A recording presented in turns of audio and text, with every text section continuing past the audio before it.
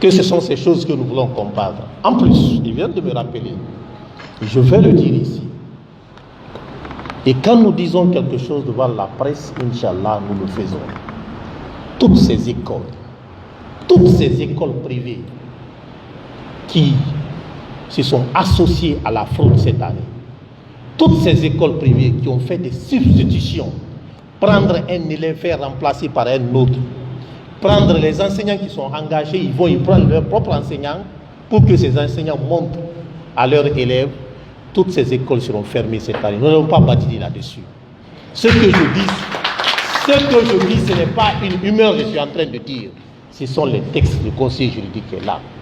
Je n'exprime pas ce que je vais exprimer, non. Elles seront toutes fermées et nous allons passer à autre chose. Elles vont servir d'exemple. Sur ce, je vous remercie. Ça a été très clair. Les décisions qui sont prises ne sont pas prises sur la base des simples rumeurs, mais c'est sur la base des textes. Toutes les écoles privées fonctionnent sur la base d'un texte qu'on appelle l'ordonnance 300 qui date de 1984, 27 octobre 1984. Alors, pour obtenir l'agrément d'ouverture d'une école privée, c'est sur la base de ce texte-là.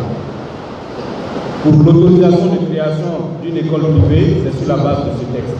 Donc, c'est ce texte-là qui définit comment les écoles privées doivent fonctionner en République du Guinée. Et il est dit dans le titre 7, titre 6, intitulé les pénalités qui concernent le fonctionnement des écoles privées qui sont en cause. L'article 19 stipule que l'autorisation de fonctionner peut être retirée à une école privée dans les cas suivants. 1.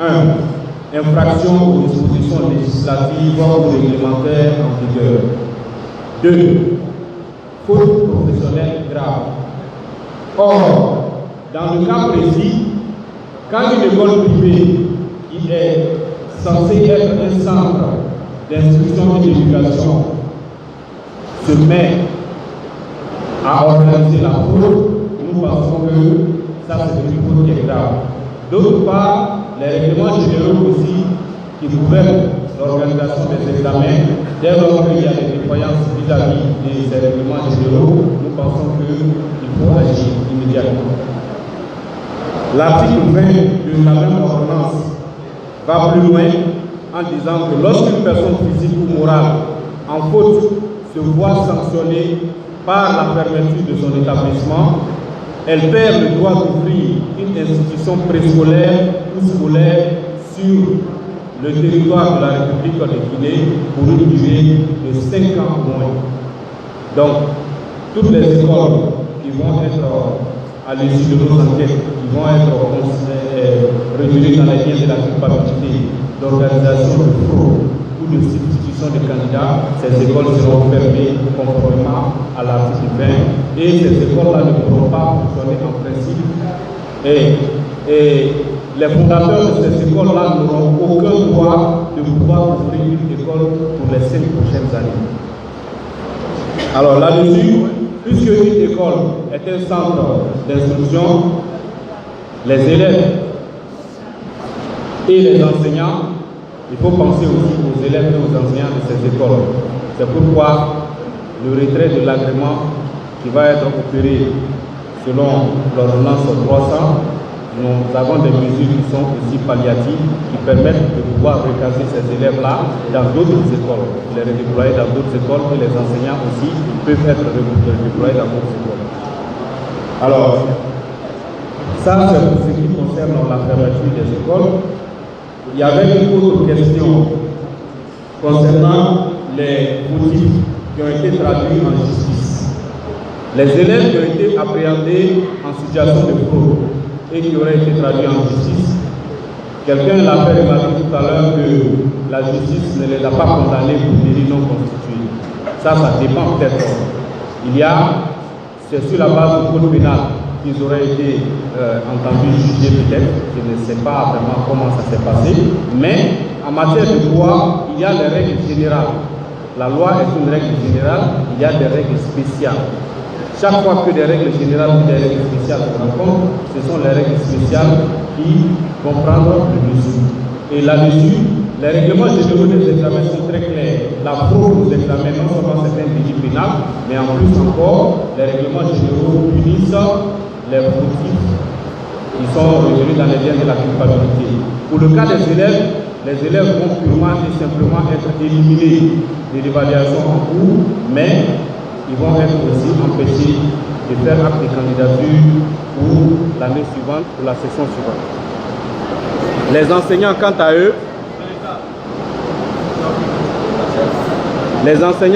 eux, leur cas est aussi traité par les règlements généraux des examens. Tout enseignant, tout surveillant, tout fonctionnaire, agent public qui intervient dans les examens, lorsqu'il se rend coupable ou complice de fraude, ce dernier doit être purement et simplement renvoyé des centres d'examen, mais également aussi, ils ne pourront pas participer aux examens pour au moins 2 ans à l'avenir.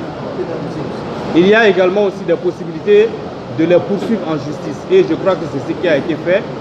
Certains ont été mis à la disposition de la justice et ils vont répondre de leurs actes devant la loi. Alors, il y a également aussi des pénalités qui sont là. Ces pénalités-là, vous avez des amendes qui peuvent être prononcées contre ces agents-là qui se sont rendus coupables de ces fautes-là.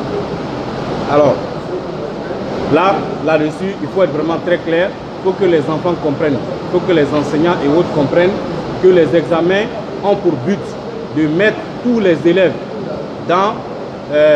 sur le même pied d'égalité et de créer une forme de concurrence entre les élèves.